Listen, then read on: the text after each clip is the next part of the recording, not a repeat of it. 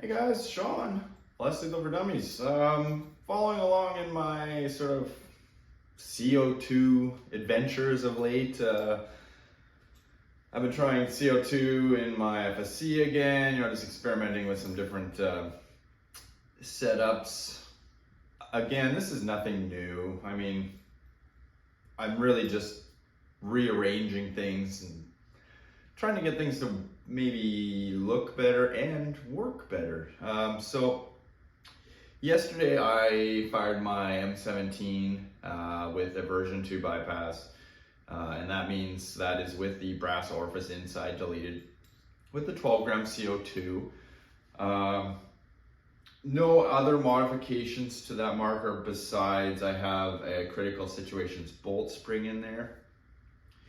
And I got a comment, hey, why not try the dual 12 grams? And it just so happens I have one. So I'm gonna run that through, and up to this date, guys, I think I have, I don't know how many 100 videos, like 250 videos. I'd have to actually look, but somewhere in there I probably tested this, and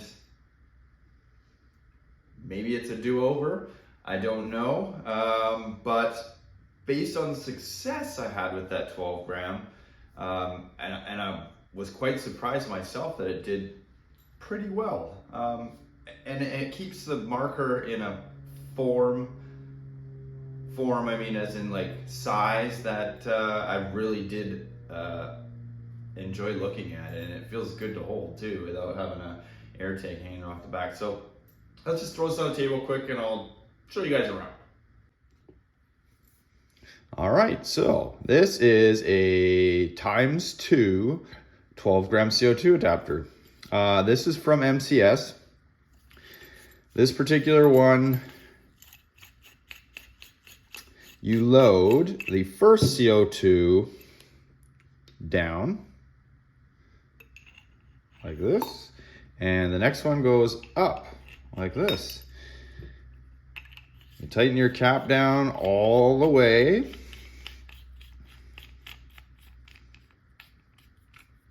And it has this extra collar here that's sort of a lock collar. So if you, I don't know, I guess if you're roughhousing with it, it'd be a good idea to tighten that up so this doesn't back off. But other than that, it serves no other purpose. This cap tightens right down, and you can hear the CO2s are still loose in there. So this is a screw type. So you just thread it in, turning this knob on the end until it is just snugs up, like right there. So now you can hear. Right there. There we go. No more rattle. So those CO2s are ready to go in there with a twist of this valve, this knob. What can I tell you about this?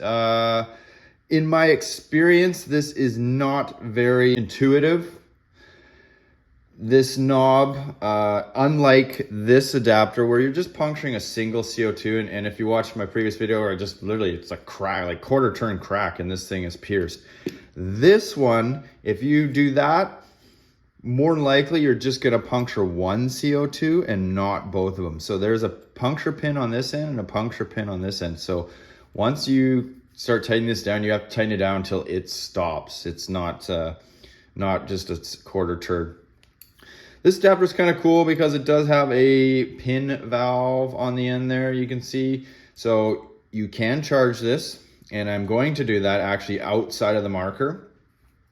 And then you can screw it in. And the reason I'm gonna do it outside the marker is because I have to keep twisting this until it's tight, and I really don't wanna torque down on this ASA too much. Of note, that pin would also be a reason this would not work in a drilled regulator unless you installed an on-off valve onto this as well. The reason being is obviously that pin needs to be depressed, and because this regulator is a factory undrilled one, you can see the pin is still present. So these two are gonna match up and it's gonna unload the air. But if you have drilled your regulator, or you have one of the new aftermarket regulators where it's a pass-through, you're most definitely gonna need a on-off valve on here so that you can actually function this pin properly. All right, well, that is about all. I should mention, I seen a Umarex. Umarex has a version of this already. It's sort of a hexagonal? Yeah, sure. Similar tube, and it has a little sort of twisty knob at the end, like a thumb screw. But I saw, and it functions the same way. I believe it's a 90 gram fitting here. So you would need, or 90 gram threads. So you would need another adapter to actually make it to meet up to the ASA threads that are in most of these markers, because their 12 gram adapter was actually, I think it was designed for their air bow. I did see at the SHOT Show, they had a new version of that hexagonal one that was a push to pierce. Now, I haven't seen it anywhere commercially or in retail locations. And actually, a quick search prior to this, I still couldn't find any information about it, but I did see it out there at the SHOT Show. Not that I wasn't at the SHOT Show, obviously, but in all the videos that I kind of follow along with. That would be interesting to have a dual gram that you could pop. One thing to note though, this kind of takes away from this, which I previously showed. I mean, this looked cool on there. This, in this assembled length, is actually just as long as a 13 CI with an on-off valve. And so, you know, M17 is kind of long because of the regulator and the lack of kind of area to put your on-off. So it should be noted, this is pretty much a standard stock length. It's not going to make your marker smaller at all, although it could make it more convenient for you. So let's crack this guy up here.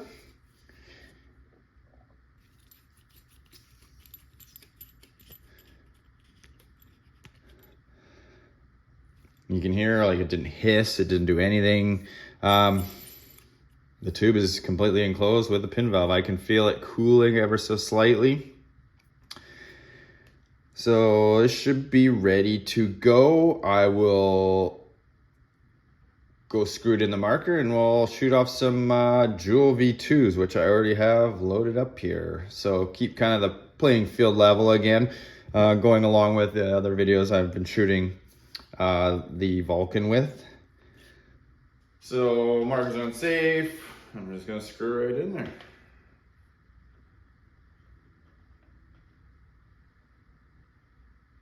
I'm just gonna screw right in there. There we go. I'm probably gonna get a little hiss this time. Boom.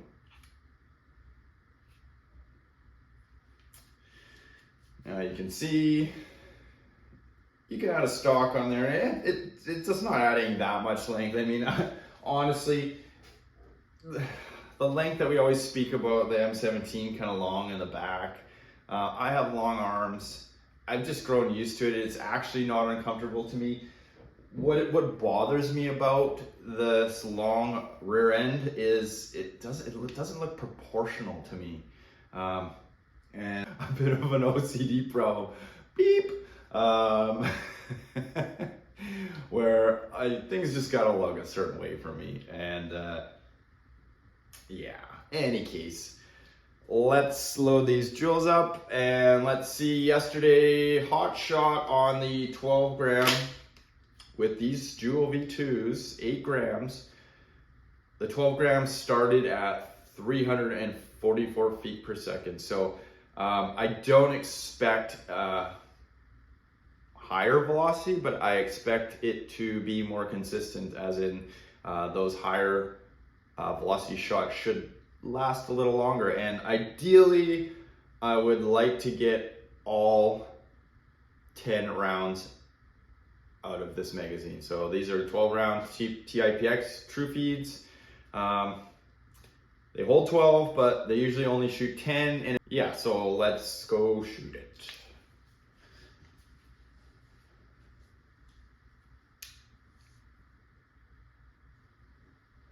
First shot.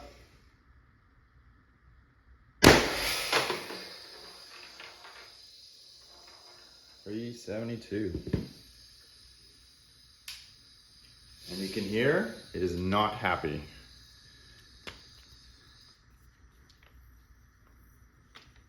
Completely surprising that it didn't work. So it dumped the air. It was too much for it. Let's just put the 12 gram in here and see if my marker is still good to go. Because that same thing happened with my FSC with the 90 gram, and it sounded like it spit the O-ring out, and I just reconnected some air and away it went. So I don't have my actual HPA tank out here, so I'm just gonna use the little 12 gram again. But 372, and that's an 8-inch barrel.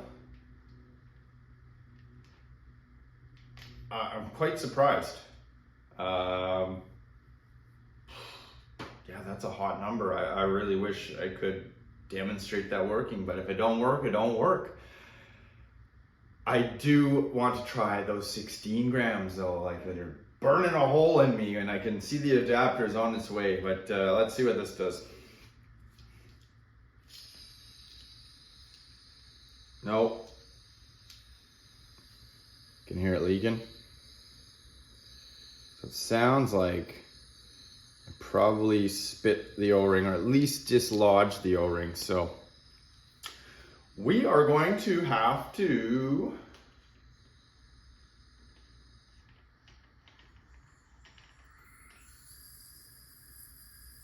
it's a really weird thing going on here. See this?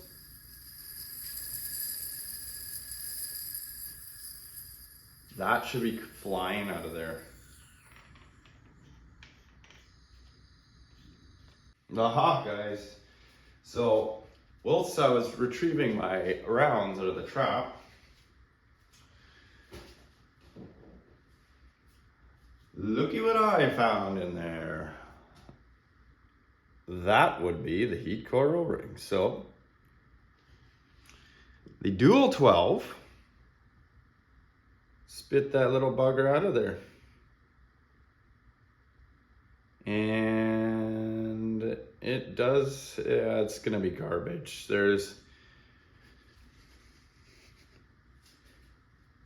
if you can pick this up. There's a little chip right there at the top. There's a little chip out of that. So that O-ring is now garbage. So I'm gonna go toss another one in. All right, so I wasn't gonna actually videotape this part, but I thought it'd be a good time to actually inspect the critical situations bolt spring in here too. So I have a new O-ring here, a plethora of them. It's a Valken O-ring, formerly known as a mil-sig O-ring. Do not overpay for these guys. You can buy them from Valken, Rockstar Tactical. They come in packs of 10 for 20 bucks. And these are what fit your TCPs, your FSCs. They assume a number of purposes. They also make great bumpers in the HDP, HDR, pretty much the whole Umarex line, T4E line. They're cheap. Buy a pack, you'll need them. If not for your M17, for any other marker. So let's pull this guy apart here. Boink. I have these nifty pins from Wixon. I have the little rubbers on them, make it easy to do.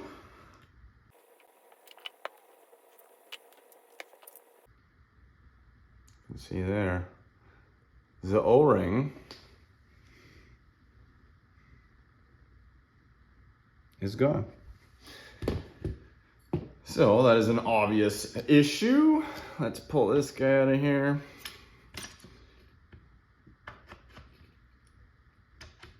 Uh-oh. Oh, rookie. Wasn't on fire.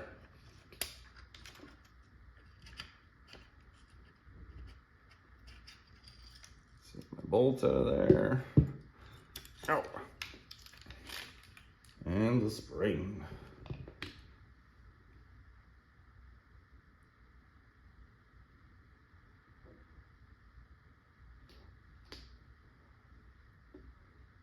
Still looking pretty straight. I mean, I've got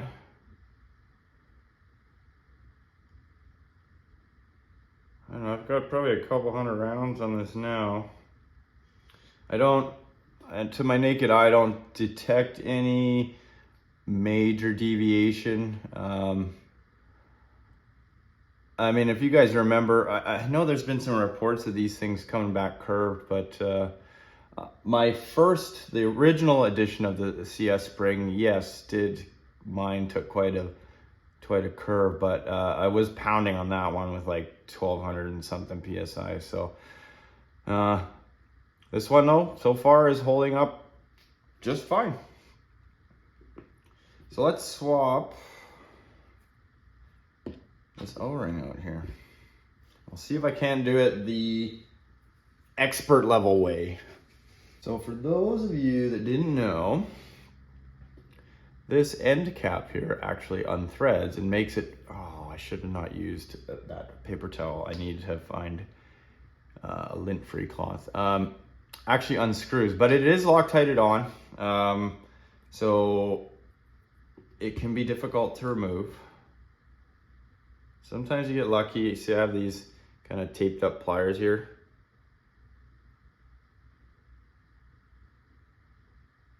And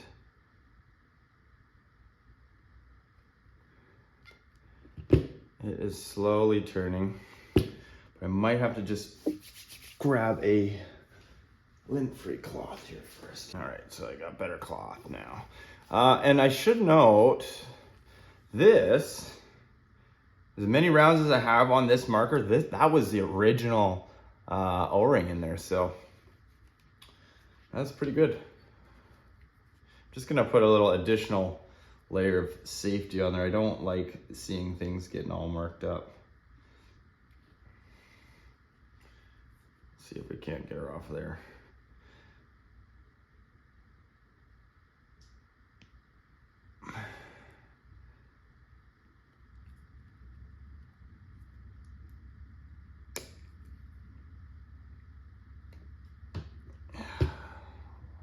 Mark that up. I probably did.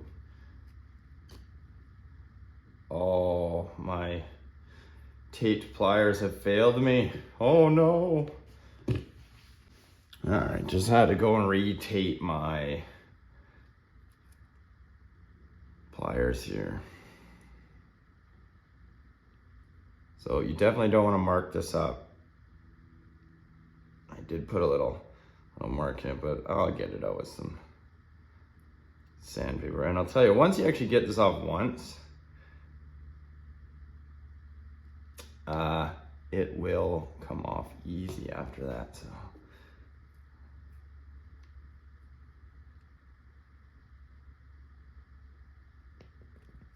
oh, actually untwisted my wonder if that's what was twisting the whole time.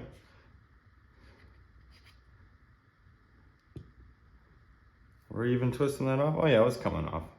Now I'm gonna need a wrench.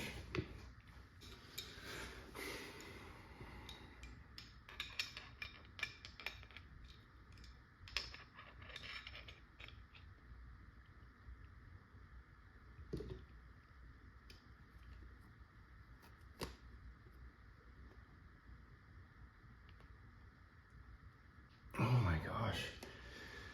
All right, might have to do this off camera just because I'm fumbling around here. All right, what you guys just missed was an exercise in futility. Here's how I would do this moving forward. I did say this was expert level. The cap is removable. As you can see here, it's threaded. It was Loctited on. It has been forever since I've ever had to mess with this cap on my original M17. I've never had to replace that O-ring. So there's 2 ways I see you could go about doing this. 3 ways, actually. You can muscle through it with a set of adjustable pliers or water pump pliers, vice grips, what have you.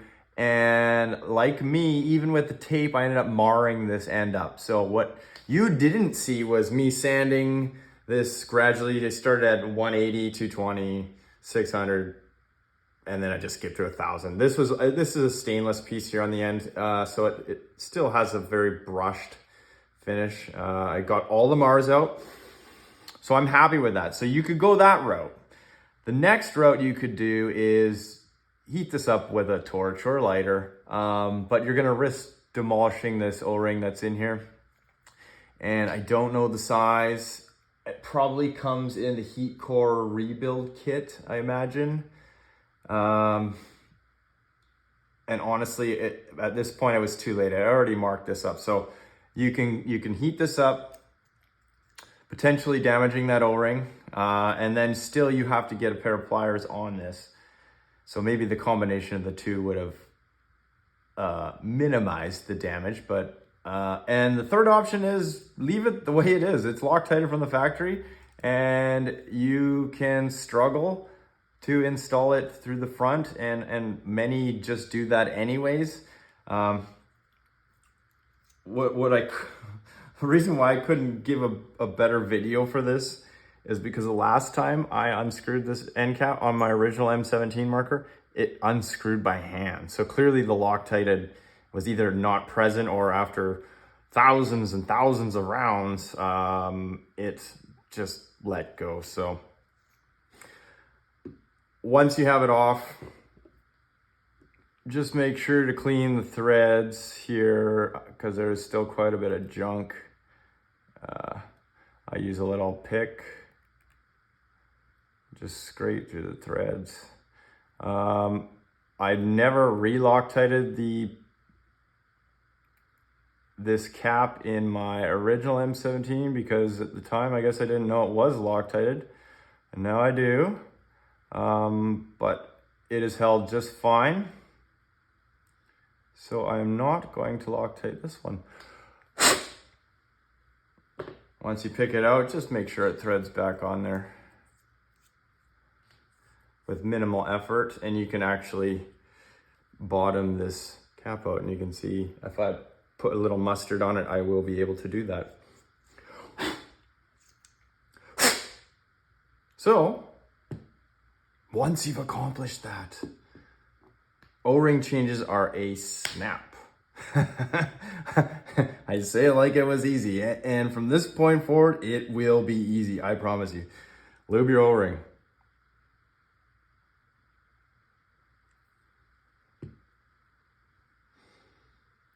Smear that guck around. Take your cap, drop it in your cap, and literally you just gotta push it in.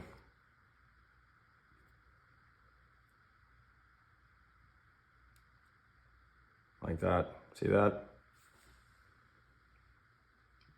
My hands are dirty from sanding.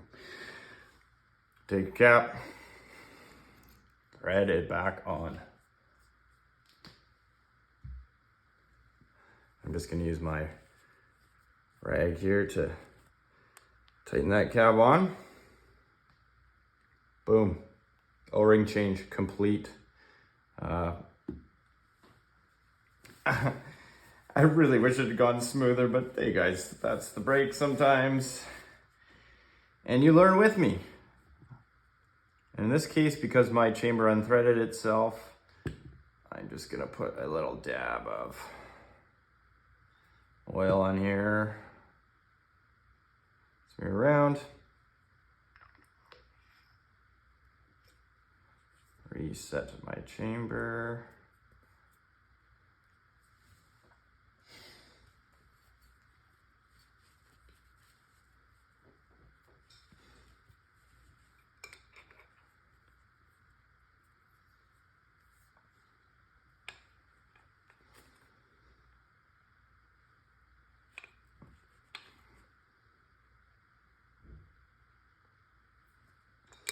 good and tight.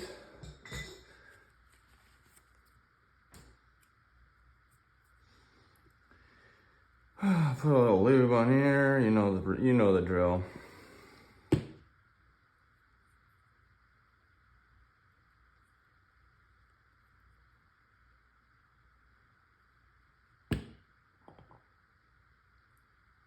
Well, I got this apart.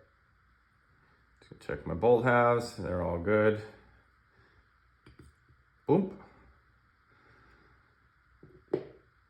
Spring. And shove her back in. In this case, I'm gonna do it because I have the VRH on here. It's just easier to do the bolt by itself. Because I have to get it by that first little step there. Safety, good.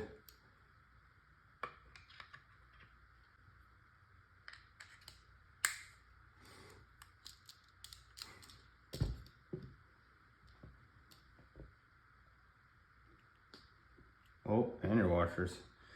Don't forget those washers.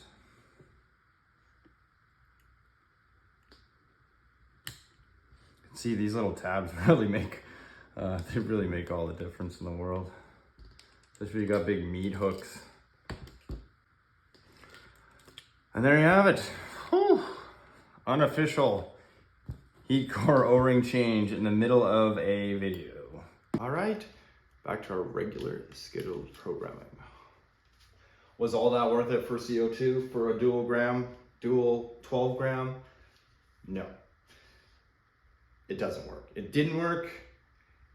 Now, what if I reinstall the brass orifice? Will it work? Well, that's gonna be for another video.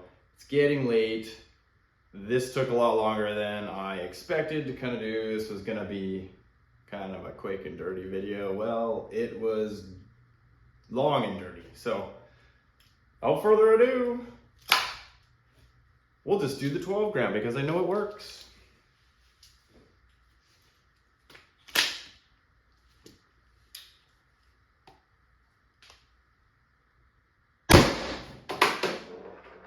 $840, right on par with what we had yesterday.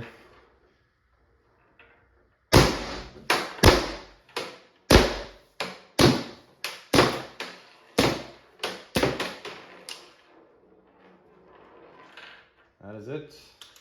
Probably had the same as yesterday. 2 left, so I got 9 shots today. All right, guys. Till the next one.